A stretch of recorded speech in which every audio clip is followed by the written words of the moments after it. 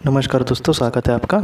सबसे आज जो हमारा विषय है वो ये है कि हमारी करीबी आत्माएं। तो सबसे पहले हमने जो वीडियो बनाई थी वो बनाई थी जुड़वा आत्मा पर, और उसके बाद हमने बनाई थी वो बात की थी हमने आत्मा के समुदाय पर। और आज हम बात करेंगे हमारे करीबी आत्माएं। तो आज हम ये बात करेंगे कि हमारी करीबी आत्माएं आखिर कौन होती है, हमारी करीबी आत्माएं आखिर कहाँ पे रहती है, हमारी करीबी आत्माएं आखिर हमारी करीबी क्यों होती है, उसको क्यों हमारा करीबी आत्माएं कहा जाता है। तो देखेंगे इन सारे सवालों के जवाब को। तो शुरू करते हैं हमारे आज की वीडियो को।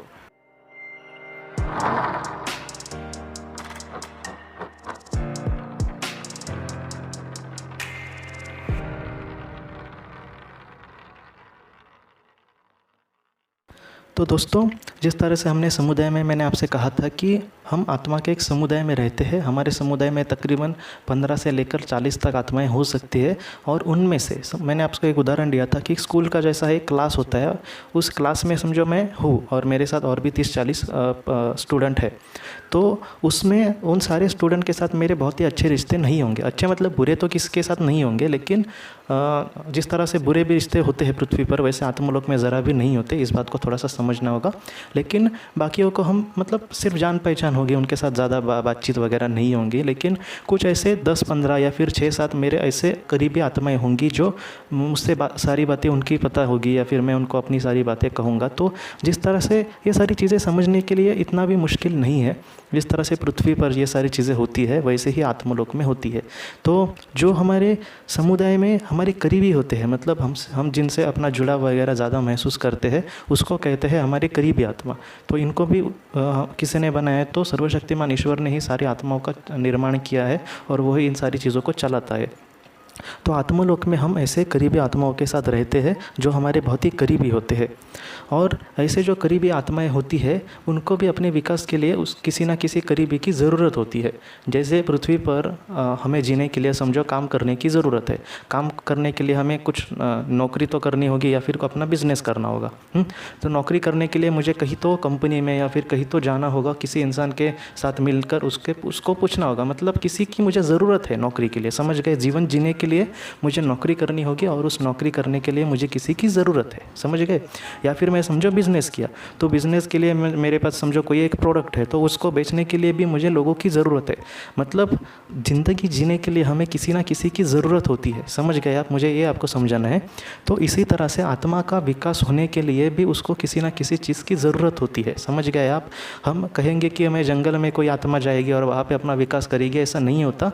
वो भी हो सकता है, लेकिन उसको बहुत ही ज़्यादा वक्त लगता है। लेकिन अगर हम आत्मा समूह में रहे और उस तरह से हम आगे का बदलाव अपने आप में करने की कोशिश करें, तो हमारा जो विकास है वो बहुत ही अच्छे से हो सकता है।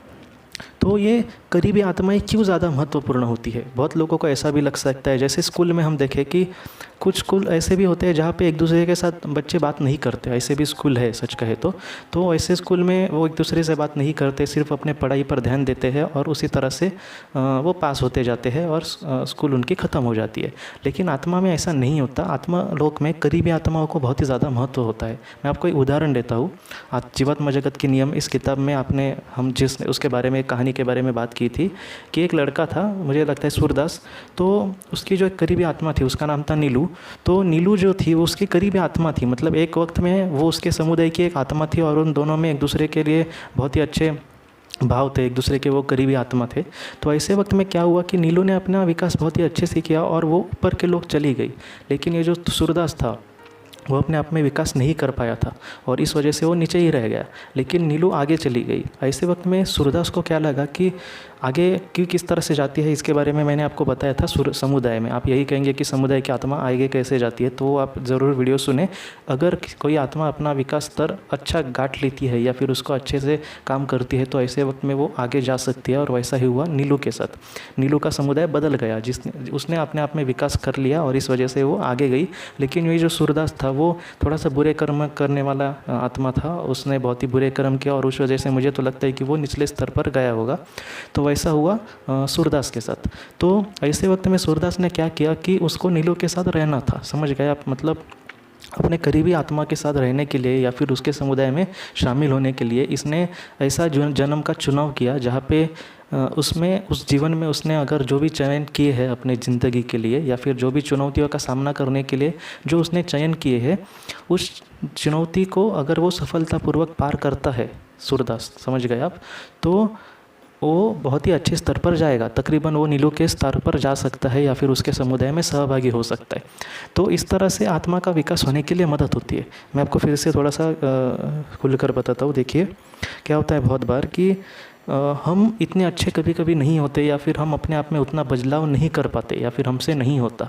ऐसे वक्त में अगर कोई हमारा अपना हो जिसके लिए मुझे अगर कुछ करना हो तो मैं बहुत ही दिल से ये सारी चीज़ें करने की कोशिश करूँगा, बहुत ही प्रामाणिक प्रयत्न करूँगा। इस तरह से ये चीज़ें होती है और वैसी ही हुई है सूरदास के साथ। और सूरदास ने बहुत ही प्रामाणिक प्रयत्न किए और वो उसने एक बहुत ही बुरे जन्म का चयन किया। लेकिन जैसे कहते हैं ना कि क्या होता है बहुत बार कि हम मतलब बड़े बड़े तो फैसले करते हैं वहाँ पर, लेकिन पृथ्वी पर आकर बदलाव के लिए हम तैयार नहीं होते अपने आप में। तो अपने आप में जो भी बुरी चीज़ें होती है वो उसी तरह से रहती है और हम कुछ अच्छा कर नहीं पाते।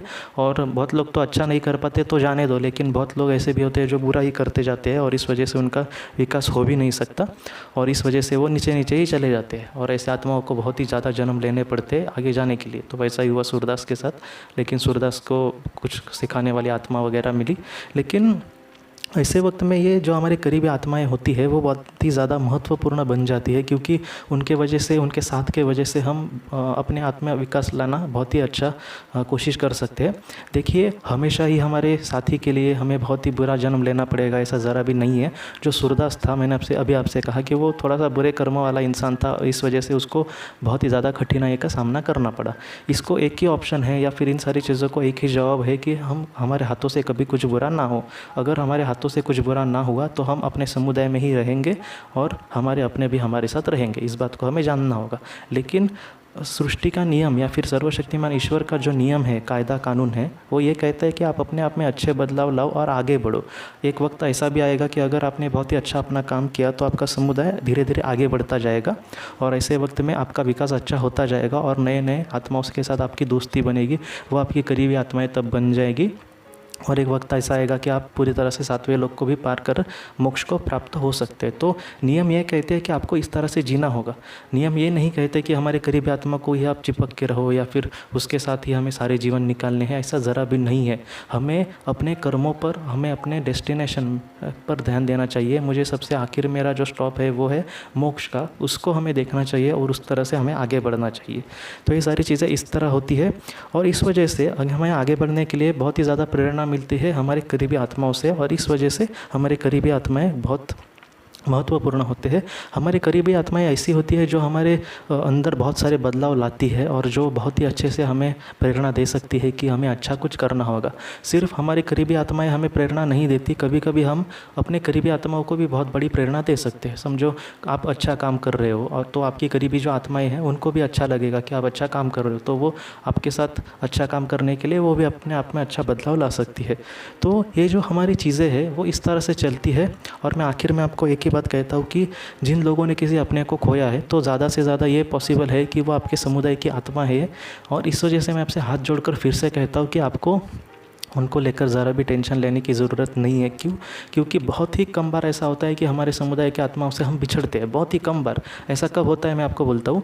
ऐसा तब होता है जब किसी इंसान ने बहुत ही ज़्यादा बुरा कर्म किया है। मतलब आजकल मैं कभी कभी देखता हूँ कि कोई बहुत ही अच्छा इंसान होता है लेकिन बहुत ही बुरा वो कर्म करता है, मतलब किसी को बहुत ही दुख वगैरह पहुँचाता है। तो ऐसे वक्त में उसका जो स्तर है वो बहुत ही निचले स्तर पर जाता है। तो ऐसे समुदाय में समझो वो छठे स्तर पर है तो वो पाँचवें लोक में, छठे लोक में समझो वो है तो वो पाँचवें लोक में चला जाएगा और इस वजह से वो अपने समुदाय से बिछड़ जाएगा। तो ये ऐसी चीज़ें हो जाती है। इस वजह से हमें चिंता करने की ज़रा भी ज़रूरत नहीं है कि हमारे करीबी लोग हमसे बिछड़ जाएंगे क्या, तो ऐसा नहीं है। जो भी हम आपके अपने हैं, जिनके लिए आप दुखी है, वो आपके समुदाय के ही होंगे और इस वजह से आप आराम से, बहुत ही आराम से उनसे मिल सकेंगे। फिलहाल सबसे महत्वपूर्ण बात यही है कि हम किस तरह से अपने जीवन को जिए। आपके जीवन में जो भी महत्वपूर्ण चीज़ें हैं अब फ़िलहाल, उसको हमें ज़्यादा से ज़्यादा उसका सामना करने की कोशिश करनी होगी। और तब जब हम ये सारी चीज़ें सफलतापूर्वक पार कर लेंगे और अपने अपनों के साथ मिलेंगे, मतलब हमारे करीबी आत्माओं के साथ, तो उनको भी बहुत खुशी होगी कि आपने सफलतापूर्वक इन सारी चीज़ों का सामना किया है। तो दोस्तों, आज की वीडियो में बस इतना ही। फिर भी आपको आपके करीबी आत्मा के बारे में वगैरह कुछ बातें रह गई होंगी तो आप ज़रूर पूछें, हम इसका अगला भाग भी बना सकते हैं। अगर आपके मन में कोई भी और टॉपिक हो करीबी आत्मा को लेकर, तो उसका लेकर हम और भी भाग बना सकते हैं। या फिर और भी आपका अगर कोई भी सवाल हो तो आप ज़रूर पूछें, तो ज़रूर पूछें, मैं उसका ज़रूर आपको जवाब देने की कोशिश करूँगा। तो दोस्तों, हम अपने अगली वीडियो में मिलते हैं। आप अपने परिवार का अच्छे से ख्याल रखने की कोशिश करना। तब तक के लिए आपका बहुत बहुत शुक्रिया।